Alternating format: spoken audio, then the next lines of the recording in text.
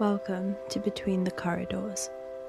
For a first video, I might be going a bit deep, but recently scrolling through TikTok and Instagram, especially around Eid, I kept coming across conversations about religion, and it got me thinking, particularly about Abrahamic religions and about how one religion, one origin story, can become so divided into different sects.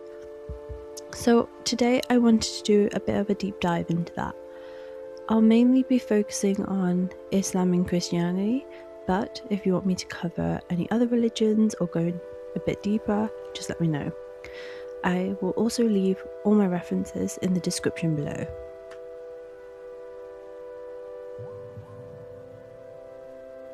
This topic actually started from both social media and real life conversations with a colleague while I was preparing to celebrate Eid. I grew up Muslim, but I wouldn't describe myself as particularly religious, so I always felt I had a fairly simple understanding of Islam. For example, I only really knew about Sunni and Shia. I hadn't even heard of schools like Hanafi until recently, but then there's things like the Nation of Islam, which is a whole separate discussion. Growing up, I was taught that the Quran has never been changed and that we're all following the same text. So naturally I feel like I was confused.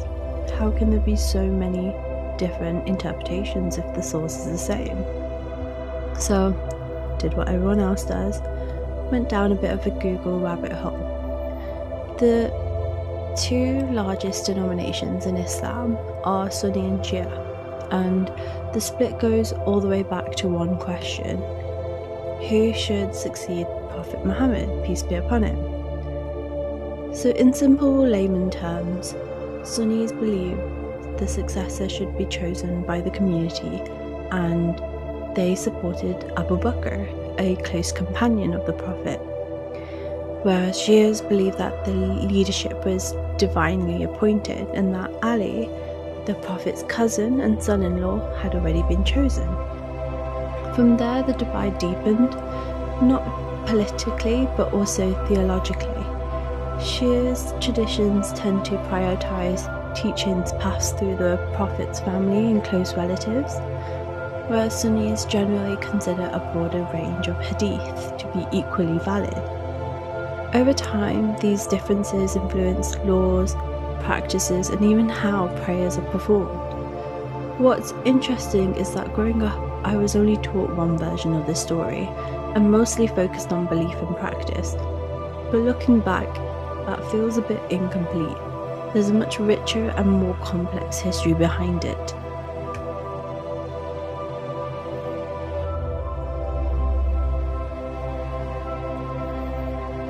Moving on to Christianity, the diversity becomes even more visible.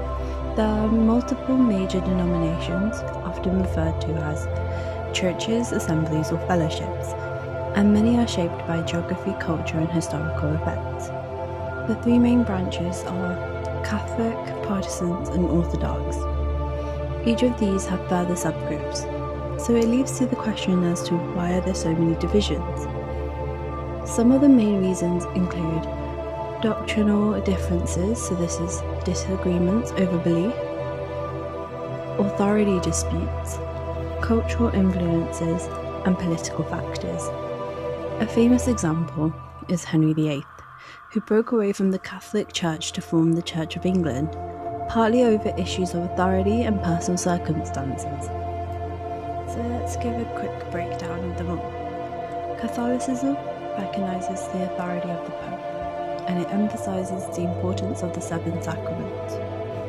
Protestantism believes the Bible is the sole authority, emphasizes on salvation through faith alone. These can include groups like Baptists and Methodists. The Orthodox Christianity maintains ancient traditions. They also value the sacraments, tracing its roots back to the earliest Christian communities.